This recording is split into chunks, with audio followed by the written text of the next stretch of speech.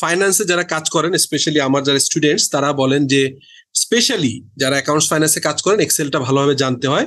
So আজকে যারা fresher আমার মেন্টরশিপে যারা আছেন বা রেগুলার যারা আমি হেল্প করি আপনাদের সাথে, তাদেরকে একদম এবিসিডি অফ ভ্যাট যেমনি শেখানোর চেষ্টা করছি, এবিসিডি অফ ট্যাক্সেশন, অ্যাকাউন্টিং, তেমনি ভাবে আমি এক্সেলের উপরে একদম বেসিক টিপস দিয়ে শুরু করতে চাই। এবং সেগুলো অনেক ধরনের ফাংশন এক্সেলে আছে, আপনার V lookup, H lookup, advance লেভেলে অনেক কাজ আছে, বাট একদম বেসিক সাম থেকে শুরু করতে চাই।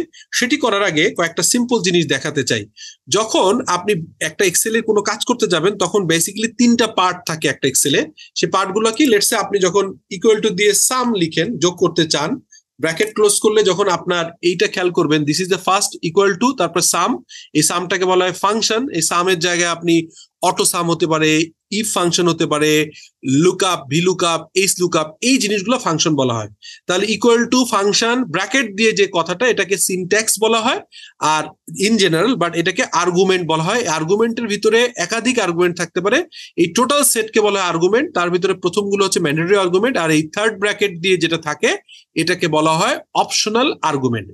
আর আমরা আরেকটা জিনিস বলে রাখি, সেটি হচ্ছে ফাংশন এক্সেলের ভিতরে আপনি ফর্মুলা নিজে লিখে লিখে করতে পারেন, অথবা এক্সেলের ইনবিল্ড যে আপনার ফর্মুলা আছে, যেমন a predetermined formula that performs a calculation, যে কোনো এক্সেলের প্রিডিটারমাইন্ড ফর্মুলা যেটা ক্যালকুলেট করে সেটাকে ফাংশন বলা হয়। সো এই ফাংশনের আইডিয়াটা আমরা পেয়ে গেলাম এবং আমরা বুঝতে পারলাম যে what is function name, what is syntax অথবা আর্গুমেন্ট, এবং কোনটা হচ্ছে অপশনাল আর্গুমেন্ট। এবং খেয়াল রাখতে হবে প্রত্যেকটা আর্গুমেন্ট লেখার পরে আমরা একটা সেপারেটর ইউজ করা হয় কমা দিয়ে। এটাকে বলা হয় সেপারেটর বা কমা, এটাকে বলা হয় সেপারেটর বা কমা। সো এটা আমরা দেখলাম যে কমা সেপারেটর দিয়ে কাজ করতে হয়। এখন আমি চলে যাচ্ছি আমাদের আজকের যে কাজ, সেটা হচ্ছে আমি ছোটবেলায় যখন কাজ করতাম তখন যে কাজটা করতাম সেটা হচ্ছে এখানে ইকুয়াল টু দিয়ে যোগ করার জন্য আমি একটা করে এভাবে যোগ করতাম। So that was my early days. আমি আজ থেকে 22 বছর আগে যখন এক্সেলে কাজ করতাম তখন এভাবে কাজ করতাম। So that was my early days এর কাজের স্টাইল। বাট এটা করলে সবচেয়ে বড় সমস্যা হচ্ছে যে যদি কোনো একটা আপনার কলাম ডিলিট হয়ে যায় তাহলে কিন্তু এই রেফারেন্স ভ্যালু শো করে, অর্থাৎ তখন কিন্তু আপনার যোগটা প্রপারলি দেখায় না।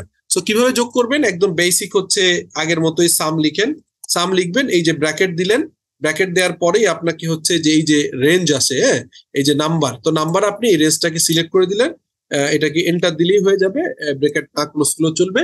সো এইখানে আপনার যোগ চলে আসলো। এখন এইটা কি সুবিধা হচ্ছে আমরা অনেক সময় যোগ করার সময় পরের কলামগুলোকে এইভাবে টানি, এটি না টেনেও কিন্তু আমরা সিম্পল, এখানে দেখবেন ছোট্ট একটা পিন আছে, এটাকে ক্লিক করলে অটো সব যোগ হয়ে যাবে। সো এই কাজটাকেও আপনি হেল্প করবার জন্য কিন্তু বড় একটা আপনাকে হেল্প করবে এই এক্সেল এর টুলগুলো। বাট খেয়াল রাখতে হবে অনেক সময় যদি এইটাকে আবার প্রবলেম হচ্ছে যে যদি আমি এগুলো ডিলিট করে দিই, লেটসে যদি আপনি এখানে এই একইভাবে অটো সামটা যদি আপনি করেন, লেটসে আপনি অটো সাম করলেন, করার পরে আপনার ভিতরে একটা কলাম চলে আসলো কোনো কারণে নতুন, তখন কিন্তু আর এটিটা টেনে কাজ হয় না, তখন কিন্তু আপনাকে এভাবে টেনে কাজ করতে হবে। অর্থাৎ আপনি রিলেটিভ ডেটা, অর্থাৎ পরপর যদি এরকম অ্যাবসলিউট রিলেটিভ ডাটা থাকে তাহলে এই যোগটা এভাবে টানলে হয়। আদারওয়াইজ যদি ভিতরে কোনো যদি আপনার থাকে, আপনার গ্যাপ থাকে, যেমন এখানে কলাম ছিল, তখন কিন্তু এইটা আর কাজ করে না, এইভাবে কাজ করে না। তখন যেটা করতে হয় তখন হচ্ছে এটাকে টেনে যোগ করতে হবে ম্যানুয়ালি। সো এটা একটা আমরা জানতে পারলাম। এরপরে আরেকটা জিনিস জানতে চাই, সেটি হচ্ছে যে আমরা লেটসে এই রাকিবের পরে আমি একটা নতুন করে একটা রো ইনসার্ট করি। আমার এখন কাজ হবে আমি যোগগুলো এরকম রো ওয়াইজও টানবো, কলাম ওয়াইজও টানবো। সেটা করতে গেলে আমাকে যেটা করতে হবে, একটা ফর্মুলা আছে অল্টার ইকুয়াল টু ফর্মুলা। এটা হচ্ছে কিরকম, আমি সিলেক্ট করলাম যে যোগটা করতে চাই, আমরা কিবোর্ডে যে অল্টার ইকুয়াল টু চাপলে আমার সবগুলো যোগ এখানে চলে আসবে। আমি অল্টার ইকুয়াল টু দিলেই আমার এখানে আমি যে সিলেক্ট করলাম এই সিলেক্টের ভিতরে আমি এখানে সিলেক্টের রেঞ্জে যে আমি অল্টার ইকুয়াল টু দিলে আমার সমস্ত যোগগুলাই এখানে চলে আসার কথা। সেটা হচ্ছে আমার যোগগুলো আমার সম্ভবত ম্যানুয়ালি কোনো অল্টার প্লাস ইকুয়াল টু দিতে হবে, অল্টার প্লাস ইকুয়াল টু আপনার চাপলেই, অল্টার প্লাস ইকুয়াল টু চাপলে আপনার এটা হয়ে যাওয়ার কথা। সো আমি অল্টার প্লাস ইকুয়াল টু দিয়ে করে ফেললাম। এখন খেয়াল করেন অল্টার আমি ভুল চাপছিলাম, অল্টার প্লাস ইকুয়াল টু, অতএব কি লিখবেন, এএলটি অল্টার এবং ইকুয়াল টু, এই জিনিসটা আপনি দিলেই কিন্তু আপনার এই দুই পাশের যোগ, অর্থাৎ রোড রোড যোগ এবং কলামের যোগ দুটোই চলে আসবে। সো এটি আমরা করে ফেললাম, এটা খুব ইজি, আমরা দেখে নিলাম। সো এখন আমরা যেটা দেখবো, তাহলে সামের জিনিসগুলো আমরা দেখে নিলাম। এখন আমাদের যে কাজটা করতে হবে সেটি হচ্ছে সাম ইফ। এটা একটা ইন্টারেস্টিং পার্ট, সাম ইফ এর কাজটা। সাম ইফ এর কাজটা করবার জন্য এখানে দেখবেন যে আমরা কতগুলো আপনার ডেটা টেবিল নিয়েছি। এখানে বিভিন্ন নাম আছে, নামগুলো একাধিক আছে, শফিক, মারুফ, বিভিন্ন নামে এখানে আছে। আর এখানে কিছু কস্ট সেন্টার আছে এবং কস্ট সেন্টার এগেনস্টে প্রতি মাসের খরচ চার্জ করা আছে। আমাকে এখন উদ্দেশ্য হচ্ছে শফিক জানুয়ারি মাসে কতবার খরচ করেছে, টোটাল তার খরচ কস্ট সেন্টার ওয়াইজ খরচ কত, এটা যদি বের করতে চাই তখন যে ফর্মুলাটা লিখবো সেটা হচ্ছে এই সাম ইফ এর ফর্মুলাটা ইউজ করব।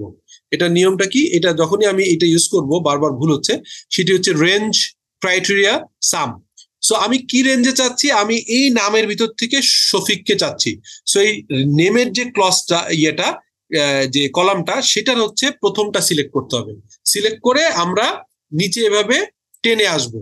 প্রবলেম হচ্ছে এই নিচে টেনে আপনার আসতে গেলে অনেক নিচে যেতে হবে। এই কারণে আমরা যেটা করতে পারি সেটা হচ্ছে, আমরা এভাবে নিচে না যেয়ে আমরা যেটা করতে পারি সেটা হচ্ছে এটাকে সিলেক্ট করে আমরা হচ্ছে একটা শর্টকাট ইউজ করতে পারি, হচ্ছে কন্ট্রোল প্লাস শিফট ডাউন এরো। এটা যদি আমি করে ফেলি তাহলে একদম সব একবারে সিলেক্ট হলো।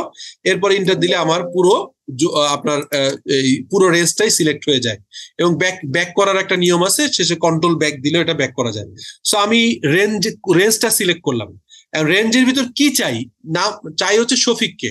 সো শফিককে আমি করবার জন্য যদি কোনো ফর্মুলার ভিতরে আমাদের কোনো নাম লিখতে হয় তাহলে ডাবল কমা ইউজ করতে হয়। আমি শফিক লিখলাম, শফিক লিখে আমি ডাবল কমা ক্লোজ করলাম, তারপরে আবারও সেই সেপারেটর কমা দিলাম। দেওয়ার পর চাই কি জানুয়ারি মাসের ভিতরে কত টাকা সে খরচ করেছে। সো এটা আবার সিলেক্ট করলাম, সিমিলারলি আবার কন্ট্রোল শিফট ডাউন স্পেস দিলাম, এন্টার দিলাম, আমার টোটাল খরচটা চলে আসলো। তাহলে আমি কি দেখতে পেলাম যে শফিক, এখানে আমি যদি লিখি যে শফিক হচ্ছে টোটাল তার আপনার শফিক হচ্ছে জানুয়ারি মাসে টোটাল খরচ করেছে হচ্ছে 6,001 টাকা।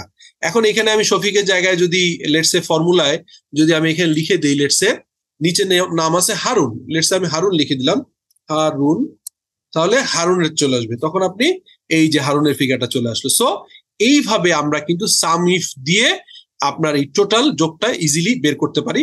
সো এরপরে সাম ইফস, তারপরে ডেটা ভ্যালিডেশন, এই জিনিসগুলো আমরা পরের ক্লাসে করব। আশা করি ছোট্ট ভিডিওটা আপনাদের অনেক কাজে লেগেছে। যদি আপনার ভালো লেগে থাকে তাহলে রেগুলার ফলো করেন। থ্যাংক ইউ, আসসালামু আলাইকুম।